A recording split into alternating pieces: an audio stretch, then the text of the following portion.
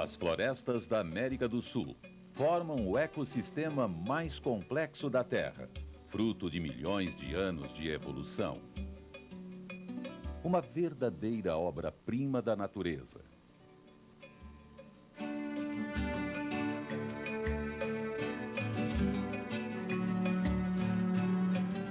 Infelizmente, este ecossistema está sendo destruído num ritmo alucinante. Se não mudarmos nossos hábitos, podemos perder para sempre esta herança preciosa.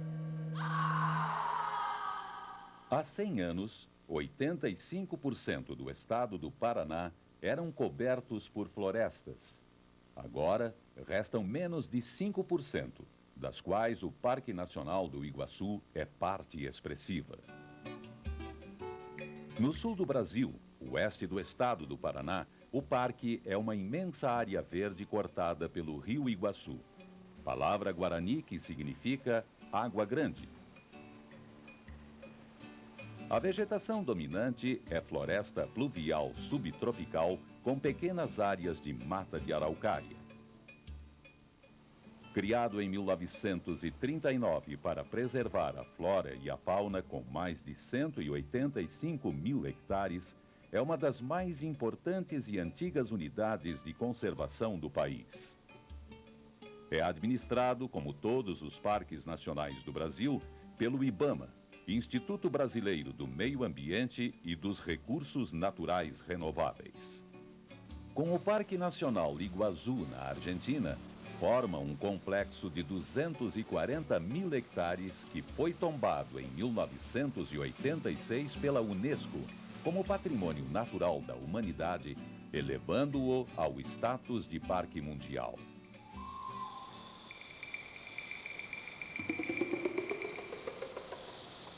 As florestas do Vale do Paraná estão entre as mais antigas do mundo. Em 60 milhões de anos não sofreram abalos que interrompessem sua evolução natural. Isso, somado a um solo rico e clima favorável, deu origem a uma prodigiosa variedade de espécies de plantas e animais. A selva é formada por seres vivos interdependentes. Orquídeas não sobrevivem sem as vespas que polinizam suas flores. Pássaros, ao comerem as frutas das árvores, garantem a disseminação das sementes. É uma balança delicada entre predador e presa, onde tudo é aproveitado e tudo se transforma. Ao cair uma árvore, fungos e micro-organismos transformarão a madeira em humus, base da riqueza do solo. Ipê, alecrim, cedro, palmito, erva mate, orquídea, bromélia, taquara, araucária. Quantas espécies! Quantas informações preciosas! A genética das plantas da selva é a matéria-prima da indústria farmacêutica.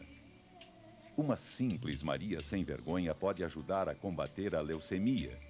Imagine o potencial que um parque inteiro oferece.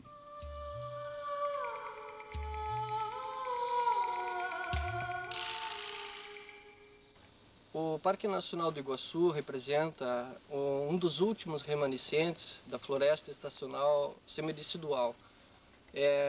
Essa área abriga uma diversidade muito grande de ambientes e, consequentemente, ecossistemas específicos dentro do próprio parque.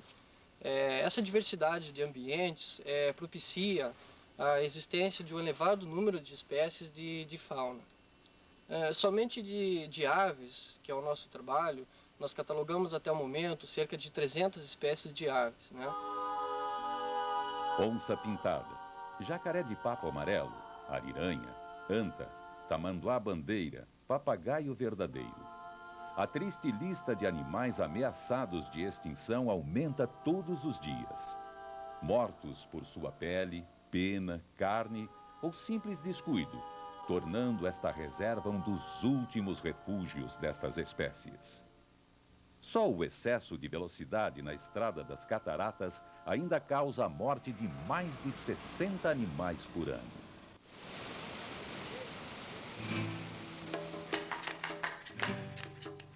Rio Iguaçu abaixo era tão forte a correnteza que com muita fúria corriam por ele as canoas. O rio dá um salto sobre enormes penhascos e a água golpeia a terra com tanta força que de muito longe ouve-se o estrondo.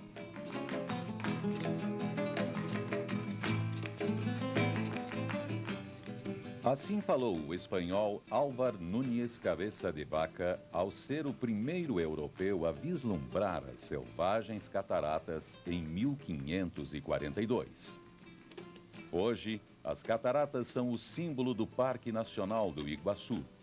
A cada ano, cerca de 1 milhão de pessoas do mundo inteiro visitam o parque. Eles vêm ver e rever o eterno espetáculo das águas que caem. Ao comungar com a natureza, o homem urbano redescobre suas origens. As divisas geradas pelas belezas cênicas das cataratas beneficiam toda a comunidade vizinha. Tanto no Brasil como nos demais países que possuem recursos naturais para o ecoturismo, guias, mateiros e pescadores podem ingressar neste novo ramo de trabalho sem danificar o ecossistema. O parque por si só não garante a preservação, mas faz parte de um ecossistema regional. Tais florestas integram um importante corredor ecológico no coração da Bacia do Prata, que vai desde o Rio Grande do Sul ao Mato Grosso, incluindo trechos da Argentina e Paraguai. Esse corredor garante as rotas migratórias da fauna e a difusão da flora, sendo vital para a saúde biológica do continente. A confrontação entre a exploração agrícola e a mata ocorre nas divisas do parque com as fazendas. Com o avanço da agroindústria, a floresta original é derrubada para o aproveitamento de cada palmo de terra num processo improvisado e descontrolado que vem exercendo uma enorme pressão sobre o meio ambiente. O resultado é que o parque virou uma ilha verde num mar de soja. Não se sabe até quando a floresta irá resistir ao isolamento, agrotóxicos e às doenças de animais domésticos que podem contagiar os silvestres. Esta situação traz problemas graves para mamíferos de grande porte que necessitam de extensas áreas para viver, como a onça-pintada. A degradação do seu habitat natural obriga a onça a procurar presas fora do parque, abatendo ocasionalmente animais domésticos. Subsidiado pelo IBAMA, o projeto Carnívoros mantém um centro de pesquisas com o objetivo de estudar a ecologia dos carnívoros do parque e amenizar os problemas com os pecuaristas vizinhos. As informações colhidas contribuem para aumentar os conhecimentos científicos e ajudam o IBAMA a administrar a vida silvestre. Toda a comunidade lindeira ao parque é beneficiada pela presença desta grande reserva. A mata barra vendavais atua naturalmente contra enchentes e secas, melhora a qualidade da água da região, estabiliza o clima, protege o solo contra a erosão e ainda exercita o controle biológico contra as pragas da lavoura. Bom, de todos esses anos aqui que eu tenho essa propriedade aqui, sempre fui beneficiado devido a essa reserva toda. Quando se aproxima para o inverno, as pastagens aqui sempre se conservam bem devido a essa neblina que solta da mata e protege muito o frio. O Parque Nacional do Iguaçu preserva um vasto patrimônio cultural. Sítios arqueológicos encontrados aqui provam que tribos indígenas habitavam estas matas há mais de 8.000 anos. As ruínas jesuítas de Santa Maria do Iguaçu, fundada em 1609, estão hoje perdidas no meio da densa selva do parque.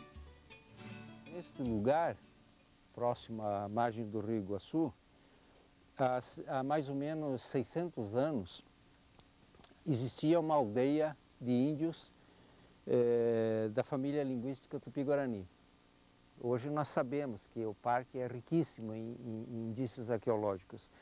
E esses indícios são muito importantes porque fora do parque está tudo destruído pela agricultura. Então isso aqui está se caracterizando cada vez mais como um último documentário que nós temos dessa história não escrita. A riqueza natural e cultural desse ambiente é perfeita para o desenvolvimento de atividades de educação ambiental. A comunidade e o parque já contam com um programa direcionado para professores e alunos das escolas dos municípios locais. O museu, sede administrativa e hotel das Cataratas formam um conjunto arquitetônico português colonial que data de 1958. Um extenso conjunto de trilhas, belvederes, passarelas e outras opções de lazer e de serviços garantem ao usuário uma visitação adequada e segura.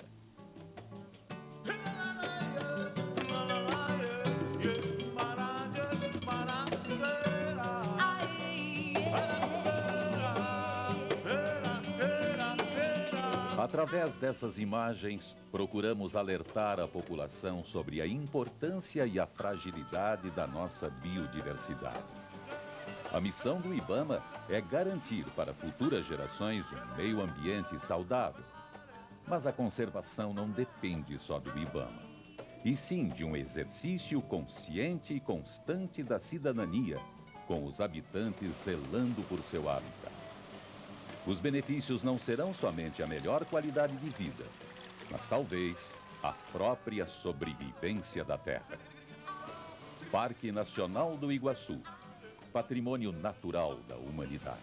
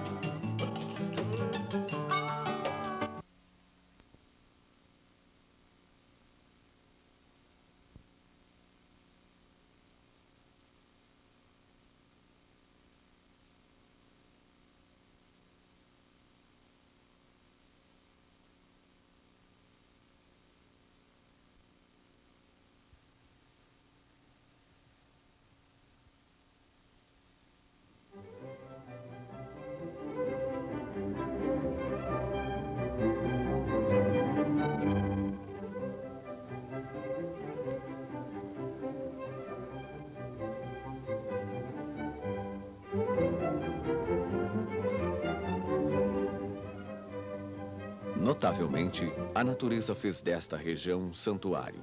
Milhares de hectares de mata nativa abrigam um ecossistema original, onde em harmonia, fauna, flora e o homem mantêm uma convivência pacífica. Muito próximo, um contraste. A maior hidrelétrica do mundo. Exemplos de tecnologia e de cuidados com o meio ambiente, onde programas especiais são exaustivamente elaborados. A magia dos atrativos naturais e a engenhosidade do homem possibilitaram um dos mais importantes polos internacionais de turismo. Foz Tour, órgão oficial de turismo, apresenta Foz do Iguaçu.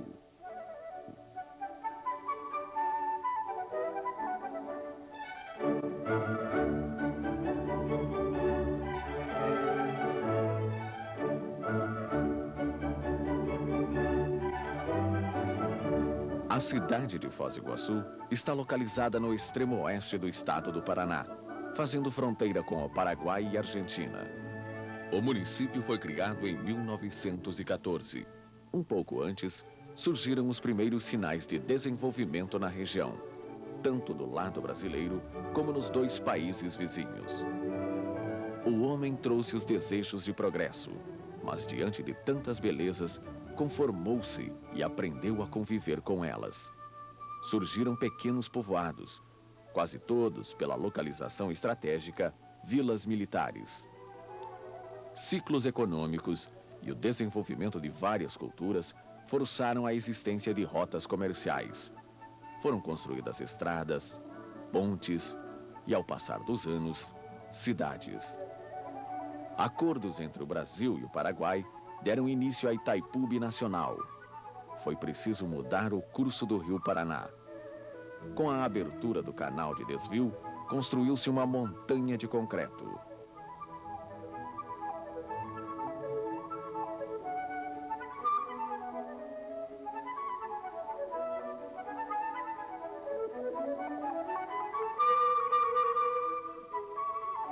Itaipu, totalmente construída, trata de manter o novo aspecto que deu ao meio ambiente.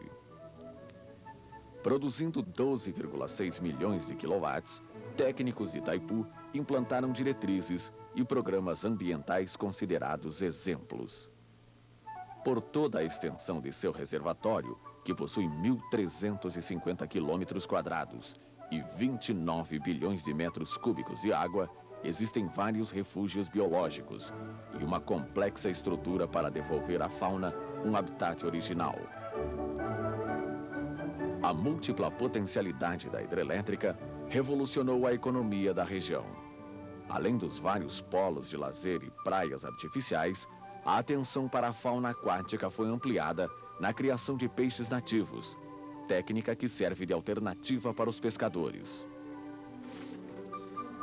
Como hidrovia, o lago permite o escoamento da produção agrícola e, além de movimentar turbinas, fornece sua água para a irrigação de grandes plantações de lavouras. O movimento em torno das riquezas naturais evidencia a região de Foz. Fazendo fronteira com o progresso, mas alheio aos passos da história, o Parque Nacional do Iguaçu continua como há milhões de anos. Uma densa floresta tropical intocável, preservada. Um paraíso a cada detalhe. Um cartão postal a cada recanto. As cataratas são inegavelmente a maior atração. Centenas de quedas d'água fazem um espetáculo, assustador por sua grandeza e esplendor. O parque foi decretado Patrimônio Natural da Humanidade e todos os dias é visitado por muitos turistas, tanto do lado brasileiro como do lado argentino. Dezenas de trilhas dividem a atenção dos visitantes. Da mesma forma, vários roteiros. O passeio até o Salto Macuco é uma grande atração. Por entre caminhos na selva, aprecia-se inesquecíveis imagens. E de barco, é possível chegar muito próximo das grandes quedas. O turismo, como principal divisa, relaciona uma intensa atividade para os que visitam a região. Pode-se conhecer ruínas jesuíticas, aldeias indígenas, passeios pelos rios Iguaçu e Paraná e ainda ter acesso a todo um acervo histórico, científico e cultural refletido nas atividades do Ecomuseu, que além de áreas destinadas à exposição e parte do acervo arqueológico e biológico do extremo oeste do Paraná, também cataloga preciosas informações sobre a ecologia. Próximo do centro de Foz, pelo Rio Paraná, pode-se ainda visitar um Museu Bertone, que fica em território paraguaio.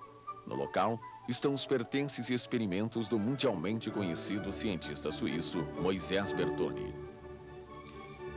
Mesmo com tantas opções, resta ainda tempo para as compras em Ciudad del Este, no Paraguai, e em Porto Iguaçu, na Argentina. A noite reserva momentos de muita descontração. A rede gastronômica é ampla e variada. E não faltam excelentes casas de shows e espetáculos.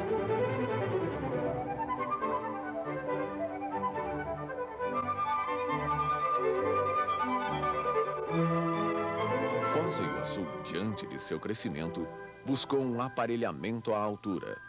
Grandes hotéis foram construídos e é primordial a tecnologia aplicada no turismo.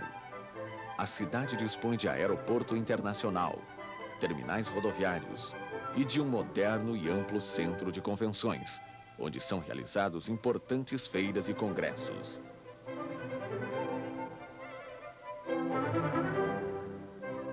No esporte, também são realizados importantes eventos.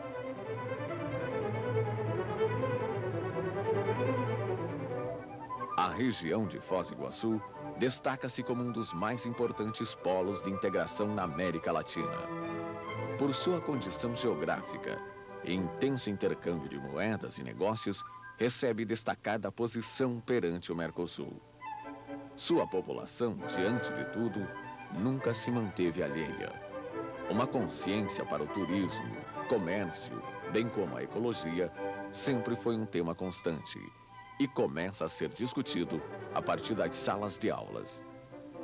São aspectos de bastidores desta cidade que abriga hoje modernos edifícios, largas avenidas e em todos os percursos, vilas, ruas, bairros, a intensa presença do verde e com muita saúde. Para manter este aspecto, é necessária uma paciente manutenção e com a supervisão da própria comunidade, desde canteiros de mudas que ficam em hortos florestais até o manejo de sementes, onde muitas pessoas trabalham todos os dias.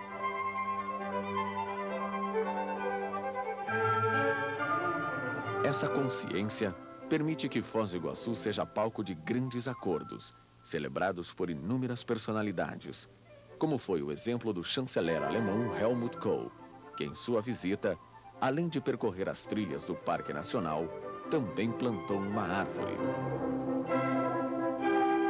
Se a natureza foi tão pródiga com Foz do Iguaçu, cabe à sua população ensinar às novas gerações a importância e o objetivo da conciliação entre a engenhosidade, o desenvolvimento e a preservação ambiental.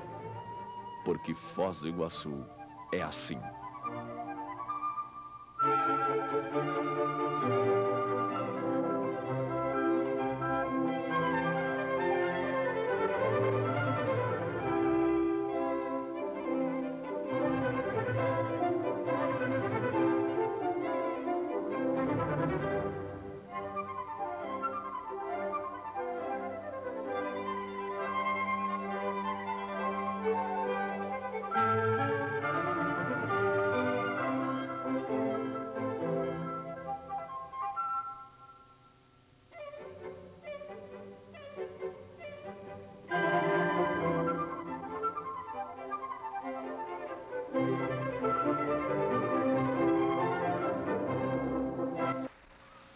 Há uma história que queria contar a vocês. Ela foi inspirada nas obras de Loren Eiseley. Eiseley era uma pessoa muito especial porque combinava o melhor de duas culturas. Ele era cientista e poeta. E dessas duas perspectivas, ele escreveu obras profundas e atraentes sobre o nosso mundo e o nosso papel nele. Era uma vez um homem muito sábio, bem parecido com o próprio Eiseley, que costumava ir à praia para escrever. Ele tinha o costume de caminhar pela praia antes de começar a trabalhar. Um dia, ele estava passeando pela areia. Ao olhar mais adiante, ele viu um vulto humano que parecia estar dançando.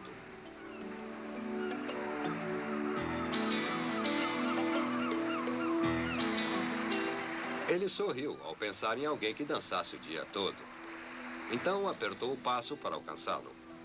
Quando chegou mais perto, viu que se tratava de um rapaz e que o rapaz não estava dançando, mas estava se abaixando, pegando algo na areia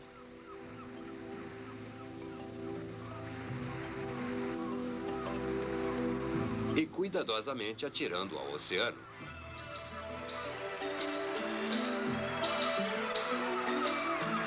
Quando chegou mais perto, ele gritou: "Bom dia, o que você está fazendo?" O jovem parou, olhou para ele e respondeu: jogando estrelas do mar no oceano. Eu acho que devia ter perguntado por que está jogando estrelas do mar no oceano. O sol está a pino e a maré está baixando. Se eu não as jogar lá, elas vão morrer. Mas, meu caro, você não percebe que há milhas e milhas de praia e estrelas do mar em todas elas? É impossível você fazer alguma diferença. O jovem escutou atentamente. Então, se curvou, pegou mais uma estrela do mar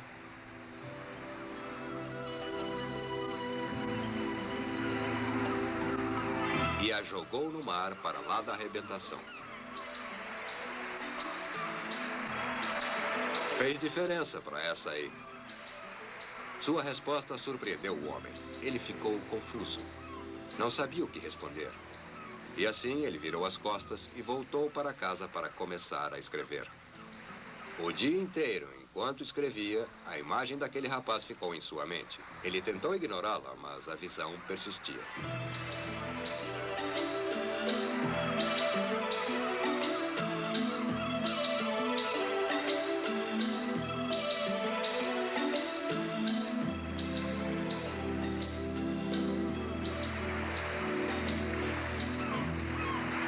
Finalmente, ao cair da noite, ele percebeu que ele, o cientista, ele, o poeta, havia deixado passar a natureza básica da atividade do jovem.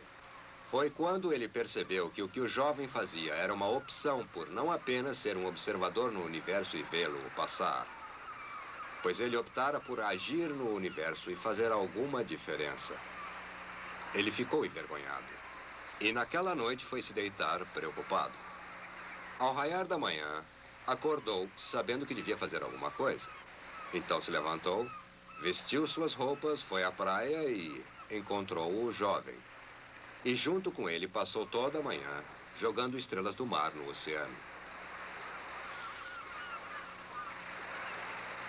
Percebe o que os atos daquele jovem representam? É uma coisa muito especial em cada um de nós.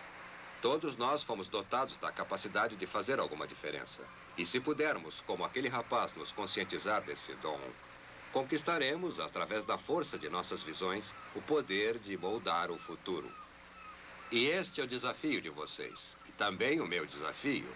Cada um precisa achar a sua estrela do mar. E se jogarmos nossas estrelas sabiamente e bem, não tenho dúvida de que o século XXI será um lugar maravilhoso. Lembrem-se, uma visão sem ação não passa de um sonho. A ação sem uma visão é só passatempo. Uma visão com ação pode mudar o mundo.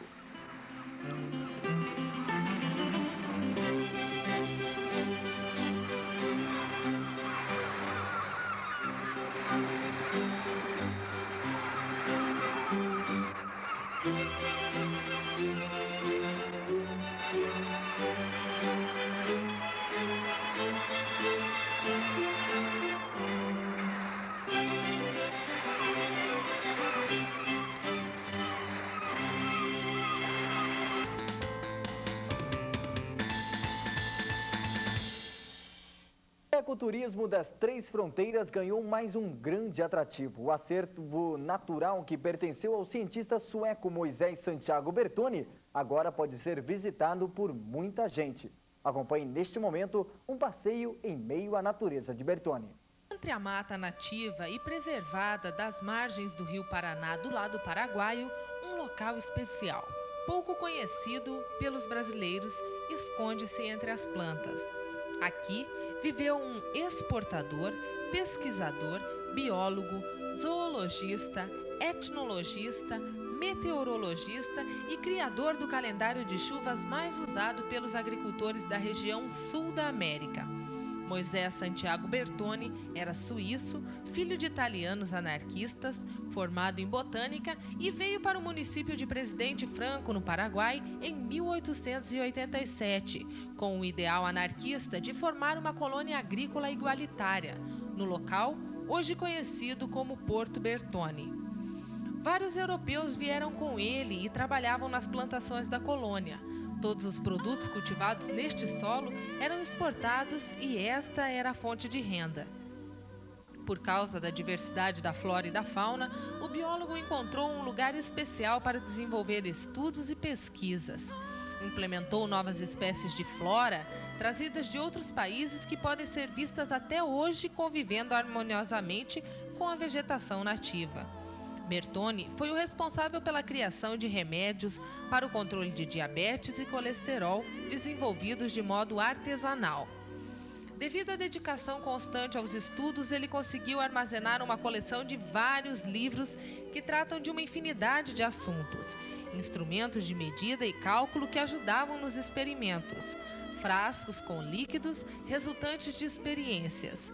Tudo formando uma biblioteca e um centro experimental com 7.000 plantas catalogadas.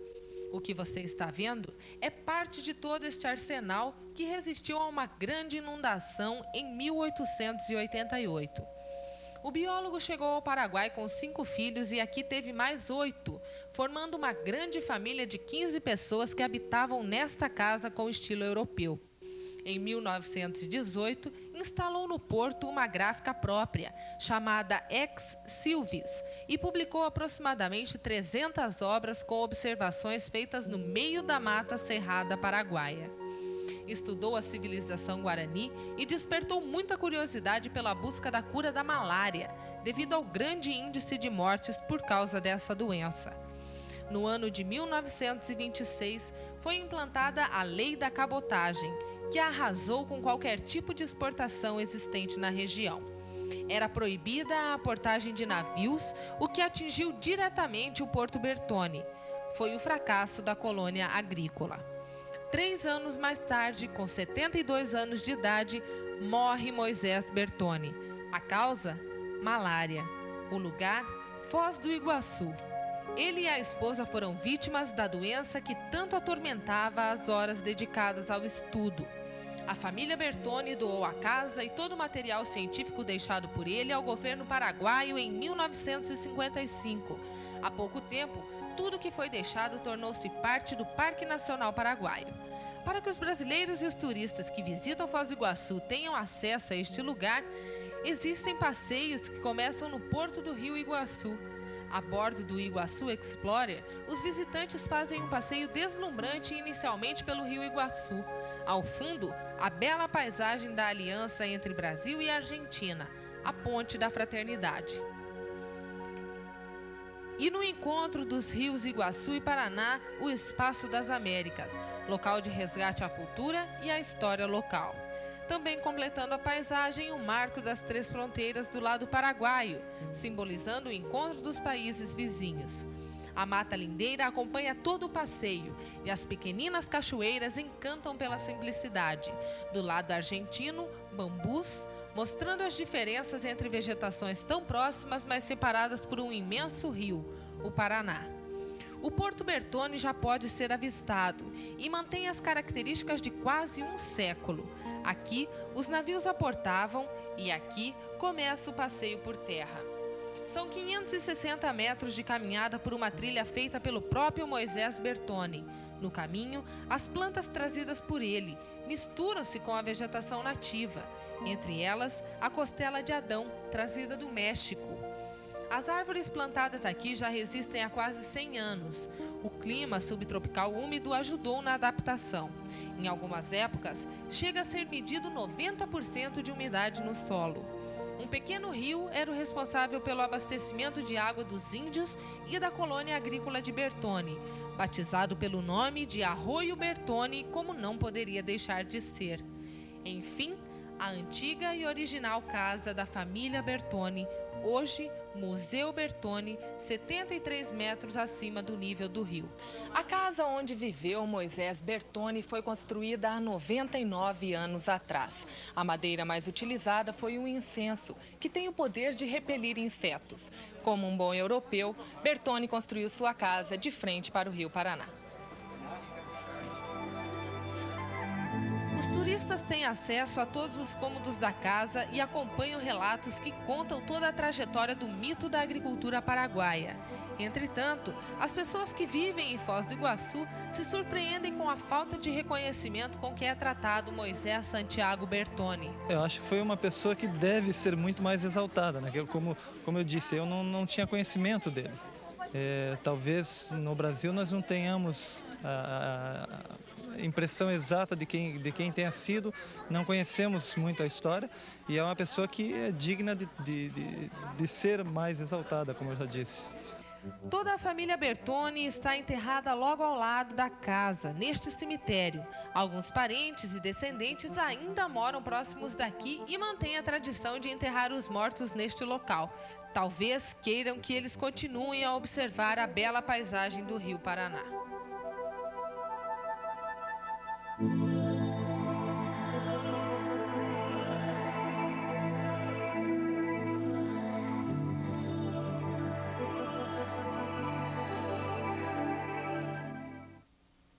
E o Foz Notícias fica por aqui. Voltamos ao vivo nesta terça-feira às 7h.